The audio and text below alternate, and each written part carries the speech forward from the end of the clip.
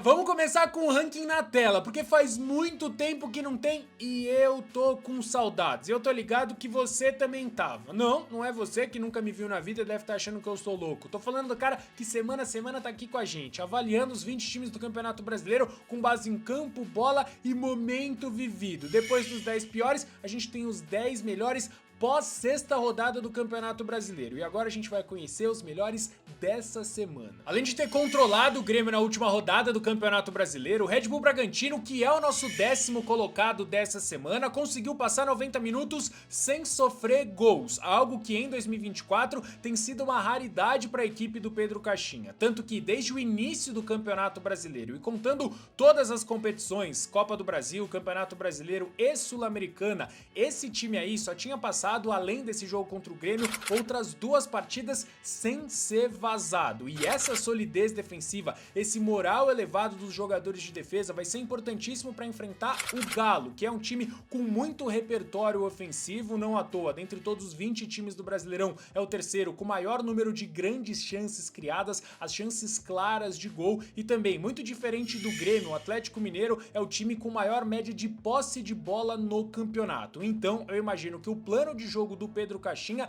seja contar com a moral desses jogadores que tá lá no alto, um sistema defensivo bem sólido e acreditar nas transições ofensivas, pros pontas rápidos, principalmente o Elinho do lado direito. Algo que a gente precisa falar pro Cruzeiro, que é o nosso nono colocado, é que eles só estão descendo, porque outros times tiveram que subir no nosso ranking. Até porque, pelo menos na minha opinião, o Cruzeiro não vem jogando mal, tá? Não à toa, tava com mais de um mês de invencibilidade, e até mesmo quando perde essa invencibilidade pro São Paulo, o time pra mim continua em uma ascendente, porque em diversos momentos da partida foi superior ao São Paulo e poderia ter saído com um resultado melhor. Na verdade eu falo que poderia, mas não poderia não, né? Porque a qualidade dos jogadores de frente do Cruzeiro é pavorosa. E essa diferença entre os elencos, entre a qualidade técnica dos jogadores, ficou muito escancarada nessa partida. E obviamente o torcedor do Cruzeiro cobra por uma janela do meio do ano forte. Tá chegando o Caio Jorge, já desembarcou em BH, tem proposta também feita para o jogador independente Del Valle,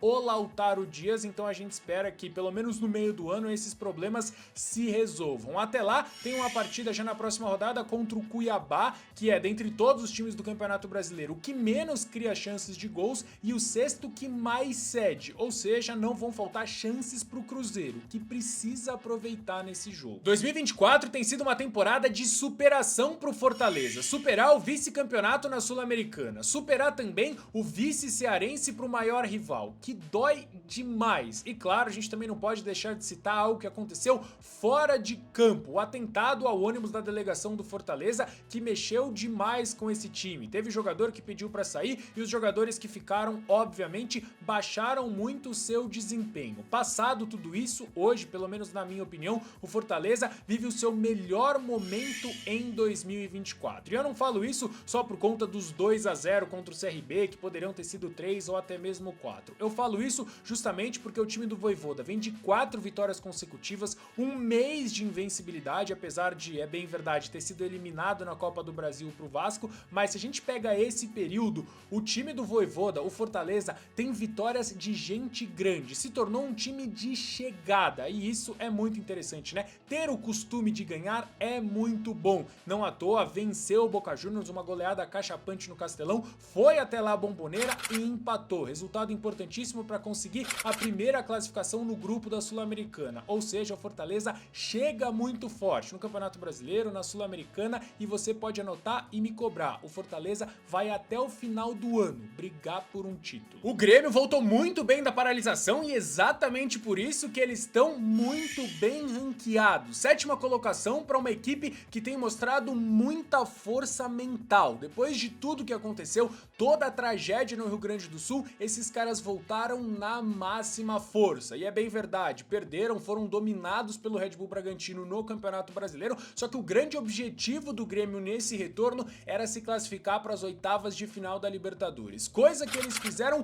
com uma rodada de antecedência. Além do coletivo, da força mental, eu preciso destacar aqui um dos grandes caras dessa temporada do Grêmio, Diego Costa, com um gol e uma assistência nesse retorno, mas ao todo, em 12 partidas, são 9 participações em gols, calando os críticos, assim como eu. O Diego Costa tá jogando muita bola. O Palmeiras não empolga nem o mais fanático dos seus torcedores e o motivo é muito simples, o time não joga bem. Algo que é curioso, por exemplo, se a gente for pegar o recorte das últimas 4 partidas e olhar para um Palmeiras que tá invicto, não perdeu nenhum jogo, tá voando, longe disso. Como a gente falou, o Palmeiras não vem jogando bem e isso fica muito claro quando a gente coloca uma lupa não só no resultado, mas principalmente no desempenho desse time, que empata em 0 a 0 na Copa do Brasil com o Botafogo de Ribeirão que tá na zona de rebaixamento da Série B do Campeonato Brasileiro e talvez nesse jogo o Palmeiras tenha feito a sua pior atuação em 2024. A gente vai agora então para a partida contra o São Lourenço, que o Palmeiras teve uma criatividade nula e não sou eu que tô falando, e sim os números mostram, o Palmeiras criou um total de 0 grandes chances contra o São Lourenço, que se armou no 5-4-1, esperou o Palmeiras que não conseguiu encontrar alternativas. Encontrou alternativas contra o Criciúma, é bem verdade, venceu por 2 a 1, mas foi muito menos na inspiração e muito mais na transpiração, no perfume do suor. Claro que não dá pra desmerecer, o Palmeiras chega com moral elevado pra enfrentar um time completamente fragilizado, que é o time do Vasco da Gama. Acabou de tomar um 6 a 1, uma goleada acachapante pro seu maior rival, pro Flamengo, e agora sim, dentre todos os 20 times do Campeonato Brasileiro, o Vasco é o que mais cede chances claras de gols aos seus adversários. O Palmeiras precisa se valer disso pra continuar se reestabelecendo, elevar ainda mais o seu moral, porque logo na outra rodada tem um jogo dificílimo contra o Galo. Galo que é o nosso 5º colocado dessa semana, caindo um pouco em relação ao nosso último vídeo, mas pelo menos na minha opinião não preocupa, simplesmente pelo fato de que eu enxergo esse momento como uma oscilação natural de um início de trabalho do Gabriel Milito. O Gabriel Milito que reconheceu a inferioridade do Atlético Mineiro em relação ao Sport na Copa do Brasil, falou que poderia ter custado a classificação, mas acabou não custando, e o Galo segue vivo nas 3 frentes. Inclusive, logo na partida seguinte deu uma resposta, é uma resposta esperada, mas o Galo respondeu a derrota pro Sport com 4 a 0 pra cima do Caracas. E aí então fez um jogo honesto, pelo menos na minha opinião, contra o bom e organizado time do Bahia, que vocês sabem, se vocês acompanham o ranking, que semana sim, semana também, e essa semana, mais uma vez, a gente vai elogiar o Bahia do Rogério Ceni. Isso pra mim não preocupa, o empate, até mesmo a derrota pro Sport. A maior preocupação, e eu acho que o torcedor do Atlético Mineiro vai concordar comigo, é a Copa América e os desfalques que ela vai produzir para esse time, principalmente na lateral esquerda, o Guilherme Arana, que é um cara importantíssimo para fazer esse esquema funcionar. Além disso, tem algumas lesões, Otávio, Rubens e mais recentemente o Hulk, que deve ficar fora da partida contra o Red Bull Bragantino apenas. O Hulk, que é um cara importantíssimo, acho que a gente nem precisa falar aqui, mas apesar desses desfalques, eu vejo, já falei aqui, o Atlético Mineiro como favorito para vencer o Red Bull Bragantino. Só que vai muito além dessa partida, né? Eu tô muito ansioso para ver como o Gabriel Milito vai armar esse time. Zubelia, alegria e nada mais pro nosso 4º colocado, o São Paulo de Luiz Ubeldia, que simplesmente não sabe o que é perder. São 2 empates e 8 vitórias desde que ele chegou. A vitória mais recente, 2 a 0 contra o Cruzeiro em casa, traz, pelo menos na minha opinião, um elemento diferente. Por quê? Porque a gente se acostumou a ver com o Thiago Carpini o São Paulo jogar mal e perder. Jogava um pouquinho melhor e perdia também. Contra o Cruzeiro, o São Paulo não fez uma partida excepcional, só que hoje consegue ganhar mesmo não jogando bem, porque o coletivo é muito forte. E quando não vai no coletivo, vai nos valores individuais. Caleri, principalmente o Lucas Moura e até mesmo outros jogadores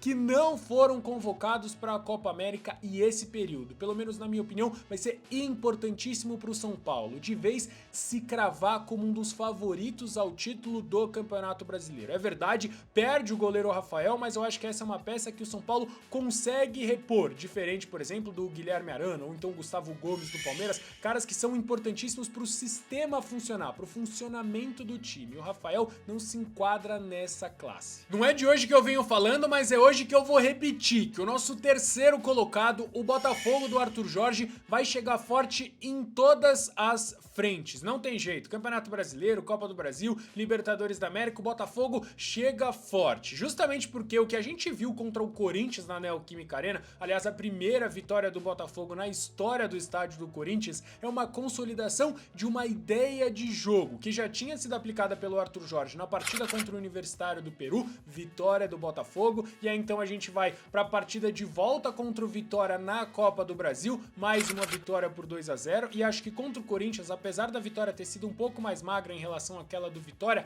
esse sistema de jogo com 3 volantes, Tietê, Marlon Freitas e Danilo Barbosa, chegou talvez no seu ápice. Não é o teto, vai crescer muito mais, mas é o melhor jogo do Botafogo, que defensivamente foi perfeito e chegava muito bem ao ataque, principalmente com o Luiz Henrique, enfim, as peças do ataque do Botafogo que a gente já conhece muito bem. É um time que vem consolidando uma ideia de jogo para jogar com bola, sem bola, mostrando muito repertório o Arthur Jorge no comando do Botafogo. E claro, né, o próximo jogo contra o Fluminense, clássico é clássico e vice-versa, aquela história que todo mundo tá cansado de saber, só que hoje o time do Botafogo é mais organizado que o Fluminense. E se você tá se perguntando por que São Paulo e Botafogo caíram depois de tantos elogios, a resposta é o Flamengo e o 6-1, uma goleada absurda aplicada contra o maior rival. Só que eu já falei demais sobre essa partida, aliás, fiz uma análise completinha, vou deixar aqui no card pra vocês, caso você não tenha assistido, pra você ir lá ver, assistir tintim por tintim, como o Flamengo goleou o Vasco. Agora, a mesma coisa que eu falei pro Galo, vale também pro Flamengo. Eu tô muito ansioso pra ver como o Tite vai escalar esse time nas próximas rodadas, porque os desfalques por conta da Copa América são muitos. Elogiar o Bahia é chover no molhado, e eu gostei muito do que disse o Rogério Ceni pros jogadores na Arena MRV. Ele perguntou o seguinte: vocês vão acreditar quando? E eu estendo essa pergunta justamente a você, que ainda tá duvidando do Bahia. O Bahia, que é o vice-líder do Campeonato Brasileiro. O Bahia, que lidera o nosso ranking em mais uma semana. É um time muito organizado, que conseguiu limitar o todo-poderoso Atlético Mineiro, que é todo-poderoso mesmo, a algumas finalizações, mas principalmente a jogadas de bola parada. E claro, o Galo tem muita qualidade. Chegou a 1-0 justamente com o Hulk em uma jogada de bola parada. Só que aí vai muito da inteligência e conhecimento do Rogério Ceni de mudar o time, armar o Bahia num 4-3-3, tentar atacar as costas do adversário e chega ao gol de empate com o Ademir. E a jogada do gol de empate é uma coisa maravilhosa, né? Poucos toques na bola, o Bahia sai da sua área, chega na área do adversário, empata com o Galo fora de casa, se mantém lá no topo e vai continuar por ali. Confia em mim. O próximo clássico é um clássico regional, né? Contra o Fortaleza, que a gente já falou aqui, vem bem, só que pelo menos na minha opinião, em casa, o Bahia segue como favorito. Tela na tela então para o ranking consolidado dos 10 melhores times do Campeonato Brasileiro pré-8ª rodada. E como vocês já estão acostumados e estão vendo aí na tela de vocês, eu também ranqueei os 10 piores times do Brasil. Eventuais dúvidas ou reclamações, vocês já sabem, né? Nos comentários, depois de deixar o like e se inscrever no nosso canal.